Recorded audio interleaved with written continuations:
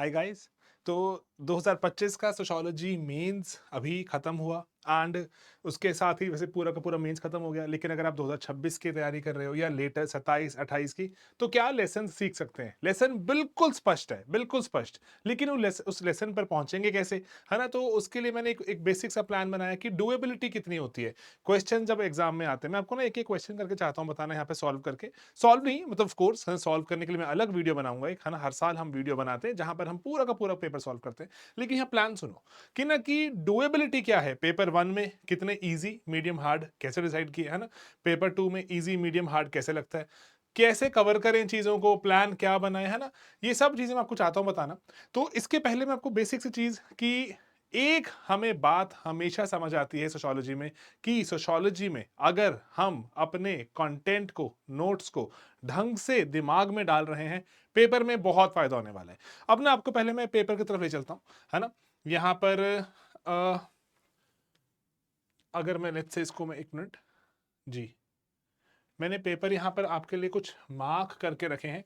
जैसे अगर आप ये पेपर देख सकते हैं, तो ये पेपर है पेपर 1, है ना, 2025 का। इसमें मैंने कुछ क्वेश्चंस को इजी मीडियम हार्ड और मतलब डिफिकल्ट के हिसाब से मैंने मार्क किया। अब ये सिंपल क्राइटेरिया फॉलो किया है। अगर ना देखो कोई चीज ना एग्जैक्टली नोट्स में से है एंड कोई बदलाव नहीं है, नोट्स बिल्कुल रिप्रोड्यूस हो जाएंगे, बिल्कुल ही सरल, चाहे वो जितनी भी कॉम्प्लेक्स भाषा में लिखी हो, यहां पर वो इजी है।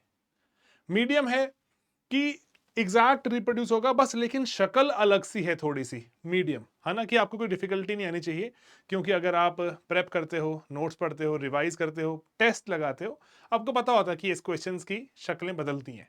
Difficult, difficult is interlinkage. एक भी ऐसा सवाल नहीं है ऑफ कोर्स जो कि नोट्स, मान लो मैं अपनी बात करूं नोट्स की, तो उसके बियॉन्ड नहीं है। और नोट्स ऐसे कोई बहुत बल्कि भी नहीं है, नोट्स पढ़ने पड़ते हैं, दिमाग में डालने पड़ते हैं। लेकिन डिफिकल्ट इसीलिए बोल रहा हूं मैं कि इंटरलिंकेज है, कि वो जोड़ा हुआ है इस चीज को उसके साथ। थोड़ा सा करंट का वहां पर अगर हम चाहें एग्जाम्पल डालना तो बढ़िया हो जाएगा, है ना? तो इस तरह की चीजें, एक बार सवाल देखो। जैसे यहां पर एक सवाल है कि कॉमन सेंस क्या है, कैसे, how common knowledge and sociology are related to each other, explain. Easy straight forward notes में से। देन आपको एक बार इसलिए ना आइडिया मिलेगा। मैं चाहता हूं कि आपकी ये सेंस भी डेवलप हो। आप जो मुझसे डिसएग्री भी कर सकते हैं, सर ये इजी नहीं, सर ये मीडियम है, सर ये मीडियम नहीं इजी है, या ये डिफिकल्ट लग रहा है ना? आप मुझसे डिसएग्री कर सकते हैं, मुझे कमेंट्स में बता सकते हैं।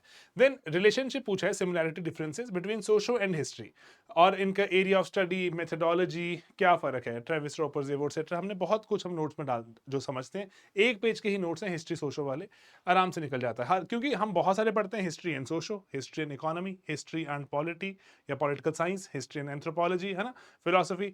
ऐसे 7-8 तरह से कवर करते हैं, वो 6-7-8 पेजों में कवर्ड रहता है। Okay, easy. वेरिएबल क्या है सोशल रिसर्च में? इजी, कुछ भी इसमें नहीं है। मर्टन का रेफरेंस ग्रुप थ्योरी बताइए, relevant in understanding identity making in digital world. ये नोट्स में है। डिजिटल वर्ल्ड कैसे आइडेंटिटी फॉर्मुलेट करता है, मर्टन की रेफरेंस ग्रुप थ्योरी है। तो दोनों ही स्टैटिक टॉपिक्स नोट्स में है, लेकिन इंटरलिंकेज डिफिकल्ट, इसलिए मैं इसको मानता हूं। ठीक है, कि करने वाले को मजा भी आएगा, एग्जाम बनाने वाले को मजा आएगा एग्जाम क्वेश्चन बनाने में। Then social stratification theory, gender blind है ना? इस पर बहुत बात होती है, इसको इजी और मीडियम में कहीं डाल सकते हैं, तो मेरे मानने में मीडियम में इसको मैंने डाल दिया। ओके, पॉजिटिविज्म क्या है, और एनालाइज कीजिए major arguments against is, positivism के खिलाफ, non positivistic thought, anti positivistic thought आप डाल सकते हैं, है ना? Easy. Then main features of historical materialism as propounded by Marx, है ना? How far is this relevant in understanding contemporary societies? Marx का हिस्टोरिकल मटेरियलिज्म मुश्किल सवाल है ही नहीं। कंटेम्प्रेरी सोसाइटीज, कुछ एग्जांपल हमने बहुत सारी जो यहां पर, इवन मार्क्स की एप्लीकेशन, लेट्स से इवन की हंटिंगटन तक, है ना? हमने और भी चीजें, हमने जैसे वो भी जानते हैं कि स्पिरिट लेवल करके किताब है, उस किताब में क्या एनालिसिस है इनइक्वालिटीज का, और बेसिक सा उसके एग्जांपल आधा पेज टाइप में उसको पढ़ लेते हैं। तो है ना, फुकुयामा कैसे बोलता है, कि कैसे कंटेम्प्रेरी सोसाइटीज को देख सकते हैं। मीडियम है नोट्स में, लेकिन थोड़ा तो अप्लाई करना पड़ेगा, है ना? इसीलिए मीडियम में डाल दिया। Then reliability, importance of reliability, कुछ भी मुश्किल सवाल नहीं है, इजी में डाल दिया। Then compare capability deprivation approach with that of social capital deprivation. Chronic poverty मतलब पॉवर्टी एंड कैसे उसके साथ साथ जो चलती ही चली जाती है, खत्म क्यों नहीं होती, और इस पे कुछ कुछ पर्सपेक्टिव्स देखते हैं। सिंस ये कैपेबिलिटी डिप्रीवेशन मतलब मेरे में स्किल्स की कमी है, एंड सोशल कैपिटल की समाज मुझे मौका ही नहीं देता, समाज मुझे बहुत औसम समझता ही नहीं है, तो क्या फर्क है, किस तरह से ये गरीबी को परपेचुएट करते हैं। कास्ट जोड़िए, जेंडर जोड़िए, एप्लीकेशन बन जाएगा, डिफिकल्ट में डाल दिया, है ना। नोट्स के बियॉन्ड नहीं है, लेकिन अप्लाई तो करना पड़ेगा भाई, है ना। ओके, प्रेशर ग्रुप्स क्या थ्रेट हैं, है ना, और नेसेसरी एलिमेंट है डेमोक्रेसी के। बहुत सारे एग्जांपल्स हैं, बहुत सारी चीजें पढ़ते हैं, जैन आर्ट शॉर्ट से शुरू करके कितना कुछ हम और जानते हैं। टाइप्स हैं, गैब्रियल आर्मंडी वो एटसेट्रा। डेमोक्रेसी को कैसे प्रमोट करते हैं, कैसे डेमोक्रेसी इनको प्रमोट करती है, वाइस वर्सा, है ना, चलता रहता है। मीडियम हाइपोथेसिस, सिंपल, मैं नाम नहीं लूंगा उन थिंकर का जिनका हमने यहाँ पे सिर्फ एक आधा पैराग्राफ पढ़ते हैं, पूरा आंसर है ये, इजी में डाल दिया। देन इसी तरह से सवाल हम करते रहे। अब जैसे ये सवाल है मीडियम में, recent trends of marriages, okay, कैसे ट्रेडिशनल प्रैक्टिसेस से डिफरेंट होते जा रहे हैं। ये ना एक्सपेक्टेड है ये सवाल ऐसे आने, क्योंकि देखो उत्तराखंड बिल भी लेकर आया था कि, है ना, कि अगर हम लिव इन लेके आ रहे हैं, लिव इन को रजिस्टर कीजिए, तो मैरिज के टाइप चेंज हो रहे हैं, कमिटमेंट के टाइप चेंज हो रहे हैं, है ना। ये परपेचुअल सवाल है, पिछले 50 साल से चल रहा है ना, ट्रेंड बदलता ही चला जाता है। एंड देन आइडेंटिफाई आपने करना था similarity and differences between elite theories, Mosca, जो हम यहाँ पे Michels, Pareto and in fact CW Mills, है ना, 3-4 हम लोगों के नाम पढ़ते हैं यहाँ पर। इवन की जो मॉडर्न वर्ल्ड में किस तरह से, जैसे बोलिंग अलोन करके हम अगर उसकी बात करना शुरू कर देते हैं, कई बार स्टार्टिफिकेशन की बात अलग अलग तरह से देखते हैं, लेकिन यहाँ तो जो एलीट थियरी में हम 3 या 4 लोगों का नाम पढ़ते हैं, जो बड़े बड़े नाम है, उसमें से 3 पूछ लिए कंपेयर। लेकिन ये सिंस यहाँ पर इनके पॉइंट्स को आपने कंपेयर करना है, तो medium.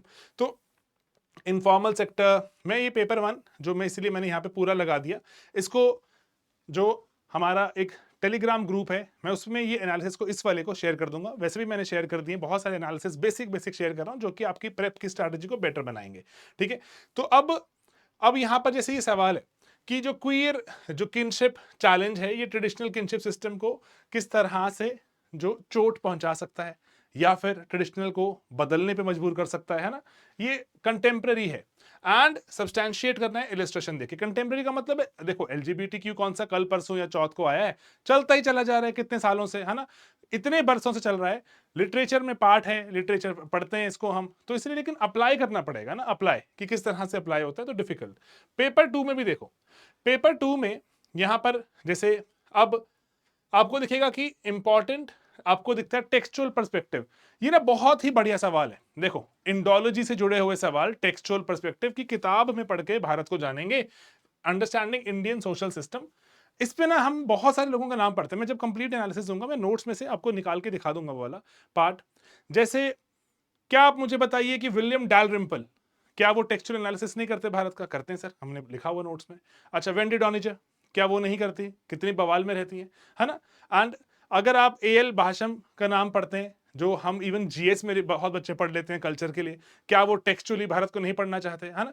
Apart from I am saying GS घुरे and all, apart from these जो टेक्सचुअल एनालिसिस दूमो करते हैं ना, भारत का टेक्स्ट पढ़ के ही भारत को जानने की कोशिश करते हैं, तो यूनिकनेस की तरफ ले जाते हैं, तो वो वाले पॉइंट्स है ना, ये है हमारे पास। लेकिन सिंस अप्लाई करने पड़ेंगे वहां पर, और इवन की बहुत से मार्क्सिस्ट लोगों ने पढ़ा, है ना, और भारत को समझने की कोशिश की, तो आपने इसकी कमियां भी बताकर 2-4 मेरे हिसाब से अंत में, कि सर सब कुछ टेक्स्ट में नहीं होता, कुछ कॉन्टेक्स्ट में भी होता है। टेक्स्ट के हिसाब से तो हमारे वर्ण सिस्टम में कोई मोबिलिटी नहीं है, लेकिन कास्ट में दिखती है। श्रीनिवास ने ग्राउंड पे जाके देखा, टेक्स्ट एंड कॉन्टेक्स्ट जोड़ सकते हैं। देन इंडियन ट्रेडिशंस मॉडर्नाइज हो रहे हैं, है ना, इसके कंट्रीब्यूटिंग फैक्टर्स, तो again modernisation of Indian tradition, क्या ऑर्थोजेनेटिक क्या हेट्रोजेनेटिक चीजें, okay. According to you which social reform movement has played the most effective role in modernising Indian women.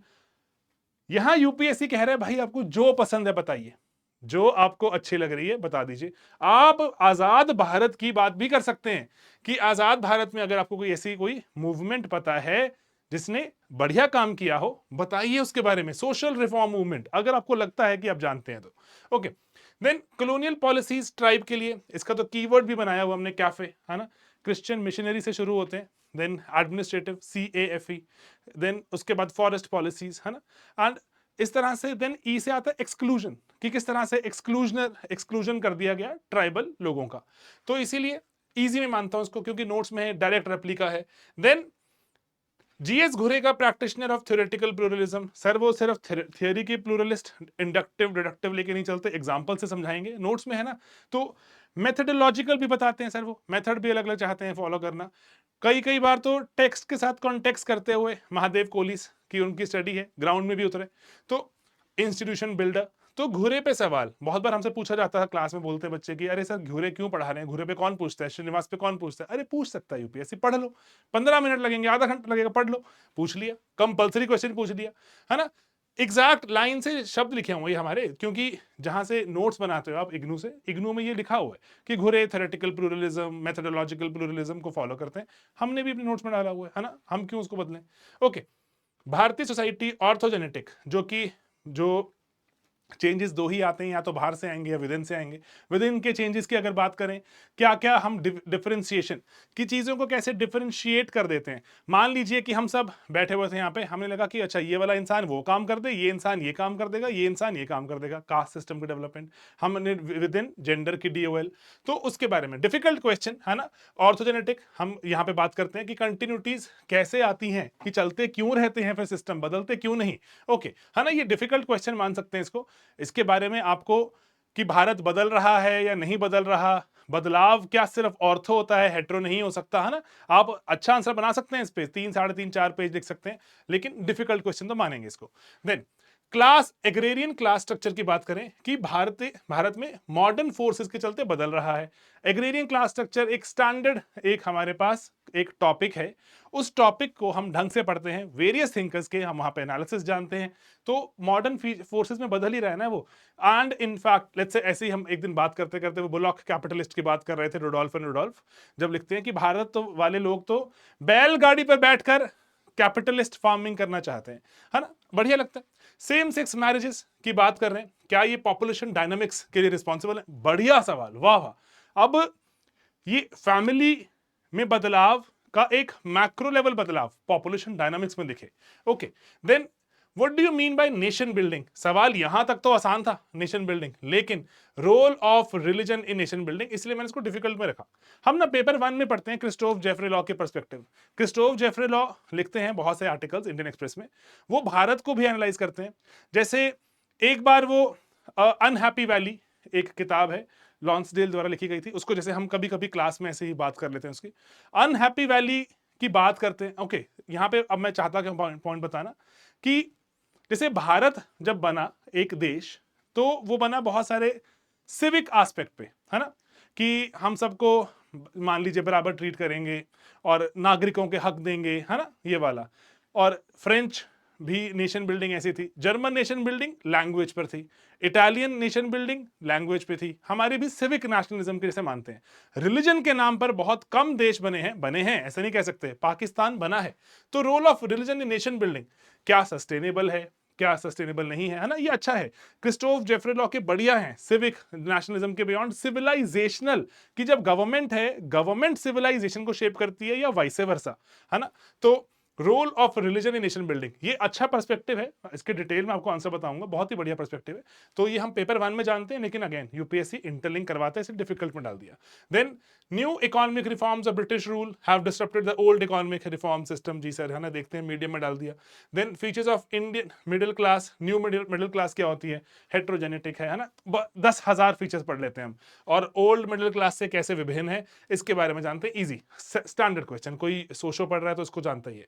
Then pioneer of village studies Bharat में किसको कहते हैं, and illustrate कीजिए contributions of some Indian sociologist on village studies, है ना, बहुत सारे parts हैं, तो इसीलिए मैं इसको मीडियम में डाल दिया। ऐसा नहीं है कि यहां पर अगर हम बोलें कि सवाल बहुत मुश्किल है, लेकिन बहुत सारे पार्ट्स को एड्रेस करना, सब चीजों को दिमाग में रखना, and how they approaches are different, कौन सा एट्रीब्यूशनिस्ट है ना, भारत को एट्रीब्यूट्स में देखता है। एंड लेट्स से अगर आंध्र बेती है, पर्टिकुलरली आंध्र बेते, आपको दिखेगा कि ट्रिनिटेरियन पर्सपेक्टिव है, तो इसलिए क्या पर्सपेक्टिव में फर्क है आपको बता सकते हैं यहाँ पर। And industrial class structure function है social structure of Indian society. Okay, इससे अग्री करते हैं नहीं, तो टॉपिक अगेन जो इजी मीडियम के बीच में कहीं रहेगा। किनशिप क्या है, मुर्डॉक का कंट्रीब्यूशन पेपर 1 में कुछ खास इसमें मैं नहीं आपको समझा सकता क्योंकि स्टैंडर्ड सा क्वेश्चन है। मुर्डॉक फैमिली नहीं पढ़ा और मुर्डॉक नहीं पढ़ा तो क्या पढ़ा, है ना। कीवर्ड्स बना दिए हमने, कीवर्ड्स बना के रट लिए। मेंस के क्रैश में बार बार मैंने वो कीवर्ड शेयर किए कि रट लेते हैं भाई, है ना। तो आई गेस कि फायदा होगा उसका। Then transfer of land from cultivating to non-cultivating owners is bringing about transformation in Indian society. Cultivating to non-cultivating, ये क्या है ना चीज चल रही है, क्या लैंड रिफॉर्म्स को रिवर्स करने की बात हो रही है, प्रीवियस हिस्टोरिक, है ना। मुश्किल सवाल कंपलसरी में करना पड़े, सूटेबल इलस्ट्रेशंस डाल के, अच्छा मजेदार सवाल हो जाएगा। Okay, then factors responsible for declining of village industries. इसको ना आप कहेंगे सर डिफिकल्ट में क्यों डाला, सर फैक्टर्स रिस्पॉन्सिबल, यस हम घुरे का भी पढ़ते हैं, यस सर हम मार्क्सिस्ट एनालिसिस पढ़ते हैं, इसका एक दो पॉइंट्स पढ़ते हैं। हमारे पास लिस्ट लंबी नहीं है, जोड़ने तोड़ने पड़ेंगे। कुछ सर हमने घुरे का निकाला कि मॉडल ही बदल दिया जो हमारे विलेज और सिटीज का, है ना। घुरे के हम जब पढ़ते हैं 7 पर्सपेक्टिव, उसमें से एक पर्सपेक्टिव है सिटीज के डेवलपमेंट। देन एक हम पढ़ते हैं मार्क्सिस्ट जब देसाई को पढ़ते हैं कि किस तरह से पर्टिकुलरली हमारे जो विलेजेस हैं वो पॉलिसी नहीं बना रहे, पॉलिसी शहर बना रहे, है ना। तो शहर रिसीव और विलेज रिसीव कर रहे हैं, एंड पर्टिकुलरली जो विलेज की जो जो इंडस्ट्री है वो हैंड हेल्ड या फिर कॉटेज इंडस्ट्री है थी, तो वो कैसे हमने उसको कॉटेज इंडस्ट्री को कैसे हमने मशीन द्वारा जो ध्वस्त कर दिया। तो हमारे पास ना पॉइंट्स हैं जगह जगह पे लिखे हुए, है ना। इवन कि जब हम सीडीपी पढ़ेंगे आगे जाके अपने C2 वाले जो अपने चैप्टर में C2 में सीडीपी पढ़ेंगे, वहां से भी पॉइंट्स निकल कर आएंगे कैसे हमने जो ब्रिटिश सिस्टम ने जो बहुत सारे विलेज इंडस्ट्री को डिस्ट्रॉय कर दिया था, कैसे उसको हम रिवाइव कर सकते हैं या करें कि ना करें। सीडीपी की बात भी आती है उसके आसपास, है ना, कि कैसे टारगेटेड एरिया अप्रोच रखें, क्या करें। तो मुश्किल सवाल इसलिए हो जाता है क्योंकि जगह जगह से नॉलेज, लेकिन मेंस के पहले सिंस आपने सब कुछ पढ़ा होता है, सब कुछ दिमाग में एकदम से तैर रहा होता है, तो शायद ये सवाल आप कर पाए अच्छे से, जो नोट्स को जगह जगह से कोलेट करके। टीचर होने के नाते मुझे तो लगेगा कि हाँ हाँ शायद मैं 5-6 पॉइंट निकाल पाऊंगा, लेकिन जब आप स्टूडेंट हैं, जब आप उसको रिटेन करने के लिए आपको जब दिक्कत आ रही है, कम से कम एक सेविंग ग्रेस है कि सामने नोट्स में कहीं ना कहीं वो पॉइंट्स हैं, लेकिन हाँ एक जगह पे गिवन है ये नहीं है। ये मैं आपको चाहता हूं बताना, इस क्वेश्चन में एक जगह पे गिवन नहीं है, आपको जगह जगह से बोरो करने पड़ेंगे। यही शायद ब्यूटी भी तो है इस पेपर की कि जो ये कर पाएगा, क्योंकि जिसने प्रैक्टिस की होती है वो कर पाएगा, प्रैक्टिस नहीं की है तो नहीं होगा। ओके, देन सोशल बेस बताइए, political mobilisation in independent India, Rajni Kothari का पर्सपेक्टिव है, लाइन से लिखा पड़ा है, इवन कि हमने इसमें मिलन वैष्णव भी डाल दिया, मिलन वैष्णव का पर्सपेक्टिव, कोठारी का पर्सपेक्टिव, आंसर बन जाएगा, है ना। Okay, then major problems faced by labour migrants, similar सा सवाल आगे मैं इसलिए बता रहा हूं क्योंकि पेपर 2 मजेदार पेपर है। पेपर 2 है, यस नोट्स में से ही है, और कहां से आएंगी चीजें, है ना। हमने भी तो जगह जगह से पढ़ के नोट्स बनाए, कौन सा कोई हमने खुद से तो मैंने लिखे ही नहीं, जगह जगह से पढ़ के बनाए, है ना। तो लेबर माइग्रेंट्स का इशू, प्रॉब्लम्स क्या फेस करते हैं जब वो इनफॉर्मल सेक्टर में काम करते हैं भारतीय स्टेट्स में, इसको कैसे रिफॉर्म भी किया जा रहा है बताना जरूरी है। Okay, do you think law has been able to abolish child labour in India, है ना। ये जब से कैलाश सत्यार्थी जी को नोबेल प्राइज मिला है उसके बाद से हर साल हम उम्मीद करते हैं कि सवाल आएगा, आ गया फाइनली, है ना। ओके, कंपलसरी में ही आ गया। Then in what respects have the constitutional provisions changed the socio-economic and political conditions of SCs and STs in India critical examine? अब ये सवाल 3 जगह पे एड्रेस होता है। जब हम कास्ट सिस्टम पढ़ते हैं उसमें हम पढ़ते हैं कि कॉन्स्टिट्यूशनल प्रोविजंस क्या है, काम की कि नहीं की, अनटचेबिलिटी पर तो स्पेसिफिकली पढ़ते हैं, शेड्यूल्ड ट्राइब्स उन पर पढ़ते हैं कॉन्स्टिट्यूशनल प्रोविजंस हैं क्या, एक्स्ट्रा कॉन्स्टिट्यूशनल प्रोविजंस क्या हुई। देन कॉन्स्टिट्यूशन का चैप्टर आता है सोशल चेंज, उसमें पढ़ते हैं कि मार्जिनलाइज के लिए क्या क्या कॉन्स्टिट्यूशन कर पाया या नहीं कर पाया। तो 3 जगह पढ़ते हैं, यस, लेकिन कोलेट करना और इतना लंबा आंसर लिखना मीडियम तो बनता है इसकी डिफिकल्टी। देन अर्बनाइजेशन का ट्रेंड बताइए, क्या इंडस्ट्रियलाइजेशन ही इकलौती प्री कंडीशन है मॉडर्नाइजेशन की। ये मॉडर्नाइजेशन अर्बनाइजेशन जब हम चैप्टर पढ़ते हैं, हमारा जब टॉपिक C2 C3 में जब हम देखना शुरू करते हैं तो हमें बात समझ आती है कि इवन भारत की अर्ली अर्बनाइजेशन कैसे रही। ओके, इंडस्ट्री से शुरू होती है क्या कि बियॉन्ड इंडस्ट्रीज होती है भारत में। अगर घूरे का पर्सपेक्टिव भी उठा लोगे एक पॉइंट और मिल जाएगा कि हमारे पास तो अर्बन एरियाज अलग अलग तरह के भी थे। Okay, then preventing caste conflicts, ये C7 में लाइन से टॉपिक लगे होते हैं, हर बार पूछते हैं, कभी वायलेंस अगेंस्ट वुमेन पूछ लेते हैं, कभी कास्ट कॉन्फ्लिक्ट पूछ लेंगे, कभी आपसे एथनिसिटी के कॉन्फ्लिक्ट्स पूछ लेंगे, वो 7 टॉपिक लगे हुए हैं C7 में, बार बार उसमें से 2-3 सवाल आपको दिखेंगे। इससे C7 बहुत इंपॉर्टेंट हो जाता है, इसीलिए एक एक टॉपिक करना कितना जरूरी है अब आपको समझ में आएगा कि कुछ छोड़ के नहीं जा सकते। यूनिवर्सिटी का एग्जाम नहीं है, ये UPSC का एग्जाम है। Okay, private and public network support system कैसे भारत में काम करते हैं केयर गिवर्स के लिए, एंड जो केयर गिवर्स के हिसाब से आपको बताना है रोल एंड चैलेंजेस क्या रहते हैं। केयर गिवर्स, एजिंग की प्रॉब्लम भारत में दिखेगी हमें, और किस तरह से क्या क्या उनकी रिक्वायरमेंट्स हैं, क्या सिर्फ हेल्थ पे काम करना है या फिर केयर गिवर्स को सोशल जो एक ऑक्यूपेशनल या लीजर, या फिर अगर मैं बोलूं कि पहले तो मैं कहीं जॉब पे जाता था, मैं लेट्स से बूढ़ा बुजुर्ग इंसान हूं, अभी मैं नहीं जाता, तो मेरी सोशलाइजेशन कैसे होगी उसके बारे में बात करना है ना। तो जो ये सपोर्ट सिस्टम है इस पे यूएन का रिपोर्ट क्या कहती है, लेटेस्ट एलएएसआई क्या कहती है जो लॉन्गिट्यूडनल स्टडीज है, एंड एनएफएचएस क्या कहता है। तो बेसिक बेसिक पॉइंट्स हैं, लेकिन स्टिल कंपाइल करना है तो वहीं पर ही वो 4-5 पन्नों में जब आप पढ़ते हैं, लेकिन स्टिल कंपाइल करके लिखना एक चैलेंज तो है। Then educational development is only panacea for countries all ills and evils. Sir ये तो नाम से पता लग रहा है कि एजुकेशन से मात्र से कुछ नहीं होगा, character development etcetera. And NEP के रेफरेंस में इतनी बार पूछ लिया एनईपी, जब एनईपी इस बार भी पढ़ रहे थे बच्चे कहते सर एनईपी पुराना हो गया क्या, छोड़ दें क्या। 2-3 चीजें जैसे कोविड में आई थी, रिवर्स माइग्रेशन छोड़ दें क्या, अरे भाई पढ़ लो, 5 मिनट लगते हैं, 10 मिनट लगेंगे। एनईपी पढ़ लो, एनईपी के इल्स पढ़ लो, एनईपी के फायदे पढ़ लो, पेपर में दिख गया सवाल 20 marker. And how Dalit movements in India have facilitated identity formation, paper से में जो दलित मूवमेंट, बैकवर्ड क्लास मूवमेंट है ना, आइडेंटिटी फॉर्मेशन कैसे होती है, और पावर रिजर्वॉयर हैं या फिर जो इंडिविजुअल दलित पावरलेस है, क्या मूवमेंट चल रही है। ओके, मेरे मानने में इजी से मीडियम के बीच में। देन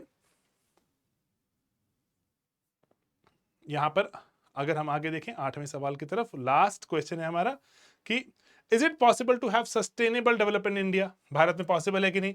मेजर इन्वायरमेंटल इश्यूज बताइए, अचीव सस्टेनेबिलिटी।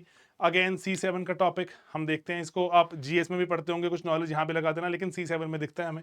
इनफैक्ट मैं तो बहुत बार बोलता हूँ कि जैसे C7 में पढ़ के आप जीएस में लगा देना, उल्टा मत करना। जैसे कॉन्स्टिट्यूशनल मोरालिटी सोशो में पढ़ते हैं, कॉन्स्टिट्यूशनल मोरालिटी एक्सटेंसिव नोट्स हैं मैंने बना के वहां पे जो डाले हुए हैं, 4-5 जो एस्पेक्ट्स हैं कॉन्स्टिट्यूशनल मोरालिटी के, 3-4-5 पेजों पे चलते हैं वो। इलाबरेट डिस्कशन, सुप्रीम कोर्ट क्या कहता है, डॉक्टर अंबेडकर क्या कहते थे, कैसे इंटरप्रेट होता है, प्रताप भानु मेहता का पर्सपेक्टिव क्या है। अब इस बार तो जीएस में वो 2 बार दिख गया, कॉन्स्टिट्यूशनल मोरालिटी सोशो में नहीं आया लेकिन वहां दिख गया। तो इसलिए बोल रहा हूं कि जो यहां पढ़ते हैं जीएस में लगाओ यार, प्रेशर ग्रुप्स, डेमोक्रेसी हैं वो टॉपिक्स पढ़ते हैं सोशो में, लगाओ जीएस में यूज करो। And do you think forced displacement of labourers has caused their deprivation and resultant inequalities during recent past years. Forced displacement ये एक मुश्किल चीज है, ठीक है। तो इसीलिए यहां पर ना आप इसको देखिए, displacement of labourers and major problems faced by labour migrants. Migration, जो एक बात समझना, माइग्रेशन थोड़ी सी फिर भी इच्छा से होती है, डिस्प्लेसमेंट इच्छा के विरुद्ध है, बहुत इच्छा के विरुद्ध आपको उखाड़ फेंका। तो इसीलिए थोड़ा सा अपने टोन को यहां पे बदलना, ठीक है, जब आंसर लिखोगे तो। एंड इंडियन गवर्नमेंट की schemes launch for poverty alleviation, इसका हमने SFSW कीवर्ड बनाया हुआ है, उसके हिसाब से अनगिनत स्कीम्स हैं जो आपको श्रद्धानुसार अच्छे लगे, है ना। कि एक मान लीजिए सेल्फ एम्प्लॉयमेंट ओरिएंटेड होती हैं स्कीम पॉवर्टी एलिवेशन की, फूड ओरिएंटेड होती हैं, है ना, SFSW ये कीवर्ड है, NFSW होता है ना, तो वेज रिलेटेड होती हैं, फॉर एग्जांपल मनरेगा, है ना, ये जो स्कीम्स रहती हैं। तो इसीलिए बस मैं आपको ये चाहता हूं बताना कि ये अगर आपने एनालिसिस देखा, इसके बाद अगर हम यहां चलें, अब यहां पे आपको बात समझ आएगी कि पेपर में कुछ सवाल हैं डुएबल, स्ट्रेट फॉरवर्ड। जैसे पेपर 1 में 140 मार्क्स का, क्योंकि टोटल 400 नंबर है, इसमें से हमने 250 करना होता है, हम चॉइसेस लगाते हैं, लेकिन स्टिल पूरे पेपर का एनालिसिस देखें, 140 मार्क्स स्ट्रेट फॉरवर्ड, बिल्कुल मिनिमल हमारा कुछ जो इंटरलिंकेज दिमाग है वो लग रहा है, बिल्कुल स्ट्रेट फॉरवर्ड। देन मीडियम, ठीक ठाक, जहां पे कुछ कुछ पॉइंट्स हम अगर यहां से उठा के, वहां से उठा के, करंट अफेयर से उठा के, हैं तो नोट्स में से उठा के डालेंगे, बढ़िया आंसर बनेगा, नंबर निकल कर आएंगे। हार्ड इज यस, सोचना भी पड़ेगा, ऑन द स्पॉट सोचना पड़ेगा, एंड थोड़ा क्वेश्चन को रिस्पेक्ट देते हुए, टाइम लिमिट, वर्ड लिमिट को रिस्पेक्ट देते हुए आंसर करना चैलेंज हो जाएगा। तो इसीलिए ये बढ़िया लगता है पेपर ना, कि एफर्ट करके जाओगे, पढ़ लिख कर जाओगे, आप कुछ इतना पढ़ रहे हो, एफर्ट कर रहे हो, रिपीट कर रहे हो, तो सवाल का लेवल भी तो दिखेगा कुछ, है ना। तो इसलिए थोड़ा सा स्लाइट डिफिकल्टी तो is always a good idea कि जो पढ़ने वाले बच्चे को फेवर करता है। तो ये एक पेपर 1 का एक बेसिक सा एनालिसिस। पेपर 2 का देखो, अगर पेपर 2 में इजी स्लाइटली ड्रॉप हो जाएगा, है ना, क्योंकि स्ट्रेट फॉरवर्ड क्वेश्चन दिखे पेपर 2 में थोड़ा कम ही होता है। इसीलिए हम मानते हैं कि पेपर 2 एक अपॉर्चुनिटी होती है मेहनत वाले बच्चे के लिए, कि जो मेहनत करके गया है, पढ़ लिख के गया है, थोड़ा चीज़ों को समझ के गया है, अप्लाई करना जानता है, उसको फ़ायदा मिलेगा। एंड इसीलिए मीडियम लेवल पे चीज़ें दिखती हैं कि उठा कर लाओ कॉन्सेप्ट, यहाँ का कॉन्सेप्ट वहाँ, वहाँ का यहाँ, लगाओ, अप्लाई करो, एग्जाम्पलीफाई करो, है ना। चीजें देखो ऐसे आपको कोई भी नहीं दिखेगी कि पता नहीं कि चमत्कारी कहाँ से पूछ ली, समझ ही नहीं आ रहा है। तो सभी चीजें सामने से, नोट्स में से, अपनी किताबों में से, अपने अखबारों में से, कुछ भी बाहर से नहीं है, जीरो, है ना। और इनफैक्ट मैं ऐसे नहीं बोल रहा कि वो आर्टिकल था कभी वहां पे आया था, नहीं नहीं नहीं नहीं, वो भी नहीं बोल रहा, साक्षात बड़ी बड़ी चीजें, है ना। तो लेकिन स्टिल उनको अप्लाई करना, and then hard, there are certain questions which are slightly hard to attempt, and 1/4 के आसपास पेपर है वो, है ना। अगर आप देखो तो अप्रोक्सीमेटली 100 नंबर पेपर 1, 100 ही पेपर 2 हमें दिखता है कि थोड़ा सा difficult to achieve and interlinkages required है ना। तो इसीलिए बस मैं आपको ये चाहता हूं बताना कि करें तो करें क्या, है ना। ऐसे बिल्कुल ना जोश, ऐसे जो जो वो होता है कई बार कि बहुत जोश आ जाता है कि अरे अरे सब कुछ मेरे जो नोट्स में से आ गया, बच्चे कह रहे हैं सब, तो मेरा तो काम बन गया, छोड़ो छोड़ो कौन पढ़ेगा, सोचो अब कुछ और करते हैं। अरे भाई पढ़ना पड़ेगा, पढ़ना पड़ेगा, इंटरलिंक करना पड़ेगा। नंबर तो देखो आएंगे बच्चों के इसमें, है ना। यूपीएससी का कुछ नहीं पता, यूपीएससी कैसे मार्क करे, यूपीएससी बहुत ही स्ट्रिंजेंट मार्किंग कर दे, नीचे आ जाएंगे नंबर, है ना। और जैसे नॉर्मलाइजिंग बोलते हैं वह बच्चे, नॉर्मलाइज करना शुरू कर दे, नंबर नीचे आ जाएंगे। लेकिन सभी के साथ होगा ना, वो मेरे अकेले के साथ होगा तो ऐसे नहीं कह सकते ना। तो इसीलिए नंबर कैसे मिले ना मिले, ये चीज तो हमें समझ आ रही है कि मेहनत करने वालों को फल तो मिलेगा, है ना। क्योंकि यहां पर चीजें अगर आपके सामने जो कंपाइल्ड हैं, जो आपके नोट्स उसमें से दिख रही हैं, तो वो मेहनत का प्रतीक होता है कि मेहनत की हुई है, उसमें से चीजें निकल कर आ रही हैं। तो अब करें तो करें क्या, देखो। तो इसीलिए हर एक टॉपिक को कवर करो, each and every topic, do not leave any single topic. C4 के अंदर आपको दिखती हैं साइडी चीजें। B6 पेपर 2 में रिलीजियस माइनॉरिटीज की प्रॉब्लम, कौन है रिलीजियस माइनॉरिटीज, कैसे डिफाइंड है, आर्नोल्ड रोज, ये वो एटसेट्रा की क्या क्या पर्सपेक्टिव है, हमारा देश सुप्रीम कोर्ट कैसे डिफाइन करता है, कुछ भी छोड़ नहीं सकते। है ही नहीं मुश्किल, मुश्किल नहीं है, नोट्स में लिखा हुआ है, लेक्चर सुनना है लेक्चर सुन लो, पढ़ना है पढ़ लो, है ना। Each and every topic, this is the most important take away. Then notes को शॉर्ट करो ताकि बार बार पढ़ोगे याद बढ़ेगा ना। देखो मैंने तो इतनी बार पढ़ा दिए लिखा दिए, मेरे को तो स्टिल, मेरे लिए तो इजी हो गया रिकॉल करना। आपने जीएस भी पढ़ना है, आप प्री के बाद आओगे फिर से सोचो पढ़ने, तो नोट्स को शॉर्ट करो, जरूरी है। और एग्जाम्पल्स डालो करंट अफेयर से, करंट अफेयर से एग्जाम्पल्स डालो। ये एक सिंपल सी एक्सरसाइज है, रिवॉर्ड करेगी बहुत ज्यादा। देन इंटरलिंक करना सीखो। पेपर 1 का कुछ कुछ पार्ट कभी कभी पेपर 2 में जुड़ गया, है ना। पेपर 1 तो बहुत ही एकेडमिक है, थ्योरी ड्रिवन है, पेपर 2 में जुड़ गया। एंड यहां पर एक प्लान बनाओ कि एक एक टॉपिक को कम से कम 3 बार पढ़ूंगा, एक एक टॉपिक को कम से कम 3 बार पढ़ूंगा या पढ़ूंगी, थ्राइस। उसके बाद ये ही प्लान है, उसके बाद अब नोट्स मेरे शॉर्टन होंगे।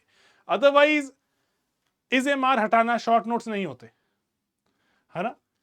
कॉन्सेप्ट को मैंने थोड़ा सा बार बार रिवाइज कर लिया, रिपीट कर लिया, अब नोट्स शॉर्टन हो गए। अब मुझे कॉन्सेप्ट पता है, ब्रॉडर आइडिया पता है कि अनहैप्पी वैली में क्या क्या लिखते हैं क्रिस्टोफ जेफरे लॉ, है ना, या फिर कैसे कोट करता है उनको। तो shorten the notes, always do that. नहीं करोगे तो रिवाइज कैसे करोगे। देखो सोशो का सिलेबस ना बहुत बड़ा सिलेबस नहीं है, लेकिन स्टिल कवर करने लगते हैं तो चीजों में काफी ज्यादा डाइवर्सिटी दिखती है। तो इसीलिए इसको फैलाने से हमें रोकना है, हमें इसको कंपाइल करना है, नोट्स को शॉर्टन करना है। और वो सिंपल तरीका होता है कि अगर आप किसी भी चीज को, चाहे वो पॉलिटी है, इकोनॉमी है, ज्योग्राफी है, एनवायरमेंट है, कुछ भी है, 3 बार पढ़ लोगे किसी टॉपिक को, उसके बाद जो आपके नोट्स अब आप खुद लिखोगे अपने हाथ से, वो शॉर्टन हो जाएंगे, क्योंकि आपको कॉन्सेप्ट की क्लैरिटी, इंपॉर्टेंट कीवर्ड्स सब पता होंगे। देन करंट अफेयर्स से ऐड करते रहना रेगुलरली, एंड फीडबैक लो यार, टेस्ट लिखो, टेस्ट लिखो। और इतनी सारी टेस्ट सीरीज चलती हैं दुनिया में, मतलब ऑफ कोर्स स्लीपी की भी चलती है, तो टेस्ट लिखो, फीडबैक लो। टेस्ट लिखने का सबसे बड़ा जो फायदा है, आपको पता चलता है कि क्वेश्चन की एप्लीकेशन कैसे करूं, कंटेंट तो पढ़ लिया, अप्लाई कैसे होगा, है ना। एंड पीवाईक्यूज को बहुत ही रेगुलरली सॉल्व करो। आपने एक बार जो सिलेबस कवर कर लिया ना, पेपर 1 कवर हो गया, अब पेपर 2 की तरफ पढ़ रहे हो, अब कभी कभी उठा के देखते रहो पीवाईक्यूज, कभी कभी उठा के देखते रहो पीवाईक्यूज कि ये पीवाईक्यू कैसे होगा। There are certain PYQs which are very difficult, but they are not more. पूरे यूपीएससी के हम सोशो के इतिहास में देखते हैं, ऑलमोस्ट 15 सालों के इतिहास में नॉट इवन 50 मतलब हर साल 3 की average, they are very very very difficult, है ना, मतलब वेरी वेरी वेरी डिफिकल्ट मतलब कि नाम भी सुने नहीं होता, कई बार ऐसा होता है, लेकिन हाँ हमारे कंटेंट में ऐड करते हैं। बाकी हर साल यूपीएससी आपसे 28 सवाल पेपर 1 में, 28 पेपर 2 में पूछता है, 56 सवाल हो गए, 60 मान लेते हैं, 15 इंटू 60 इज 900, 850 से 900 सवाल यूपीएससी पूछ चुका अभी तक आपसे 15 सालों में। 900 में से अगर सिर्फ 50 मतलब 5% के आसपास ही सवाल हैं जो कि मुश्किल हैं, बहुत मुश्किल है, तो उनको, उनसे अपनी जो प्रेपरेशन को जज मत करो ना, उससे सीखो, उससे सीखो। Make those very difficult questions a lesson to learn and उससे कंटेंट निकालो। अदरवाइज बाकी सब पीवाईक्यूज दिखेंगे आपको स्ट्रेट फॉरवर्ड, जैसे इस पेपर में दिख रहे हैं, स्ट्रेट फॉरवर्ड है ना, करने पड़ेंगे। Then credible sources, books, notes को पढ़ो, फायदा मिलता है। आपने यहाँ पे सोशियोलॉजिस्ट बनने नहीं आए, आपको एग्जाम क्रैक करना है। एग्जाम क्रैक करने के लिए अपने दिमाग में आइडियाज को ऐसे मतलब भयंकर मत, ऐसे जो कहते हैं ना एक्सप्लोजन मत करवाओ। Keep your ideas simple and contained. कैसे? Credible sources, books and notes.